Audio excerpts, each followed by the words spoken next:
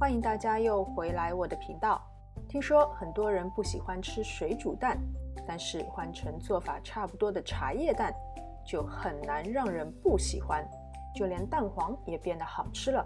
对，我今天就是要给大家分享如何在家里煮一锅好吃的家常版茶叶蛋。12个室温的新鲜鸡蛋，洗干净以后加入没过鸡蛋的水，大火煮至沸腾以后就开着锅盖，中大火煮5分钟。煮好的鸡蛋先用冷水冲洗一下，准备一把不锈钢的勺子，用勺子的背面把鸡蛋的壳全部敲裂。这个方法会比你把鸡蛋放在桌子上敲要来得好用，自己试一下就可以对比出效果。觉得哪里不够碎，就再补敲几下。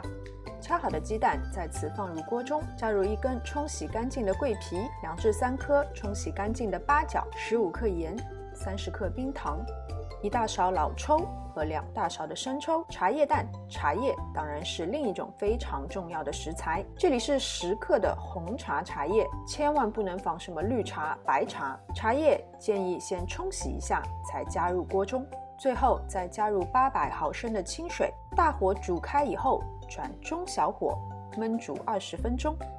煮好的茶叶蛋不要心急马上就吃，因为这个时候的茶叶蛋还没有入味，最好就是这样盖上锅盖，浸泡1晚，让蛋充分吸收茶叶卤汁。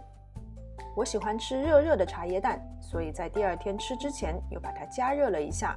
其实不等打开锅盖就已经闻到了扑鼻的香气，就像小时候总是先闻到茶叶蛋的香味，才看到路边摆档的老婆婆，总是忍不住会买上2个。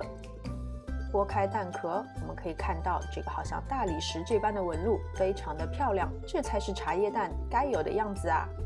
咬一口，就连里面也都已经非常入味了呢。好啦，今天的视频就到这边，非常感谢大家的观看。喜欢我的视频，请记得点赞、分享和关注我的频道。我们下次再见。